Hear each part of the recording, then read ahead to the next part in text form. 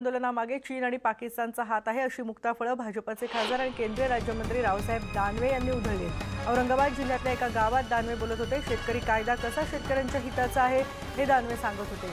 पण त्यानंतर मात्र या आंदोलनामागे चीन आणि पाकिस्तानचा हात आहे आणि हे दोन देश शेतकऱ्यांना भडकवतायत असा अजब दावा रावसाहेब दानवे यांनी केला।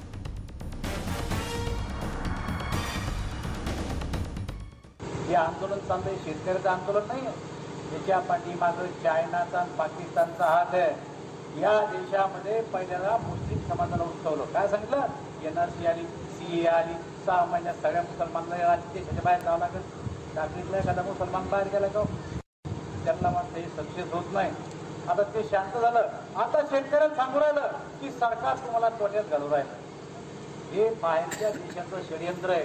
आपल्या देशातल्या शेतकऱ्यांना याचा विचार केला पाहिजे। तर रावसाहेब दानवे यांच्या या वक्तव्यावर संजय राऊत यांनी काय प्रतिक्रिया दिली आहे ते पाहूयात। पंजाबच्या शेतकऱ्यांच्या आंदोलनामागे पाकिस्तान आणि चीनचा हात आहे ही अत्यंत गंभीर गोष्ट आहे। केंद्रीय मंत्र्यांकडे याचा अर्थ सबळ पुरावे आहेत, संपूर्ण माहिती आहे। मुख्य म्हणजे पंजाब हे सीमेवरचं राष्ट्र आहे, लक्षात घ्या, फार गंभीर आहे। जर हे खरं असेल ज्या ते केंद्रीय मंत्री म्हणतात ना, म्हणजे नक्की त्याच्यात कॅबिनेटवर चर्चा झाली असेल। ताबडतोब संरक्षण मंत्री राजनाथ सिंग,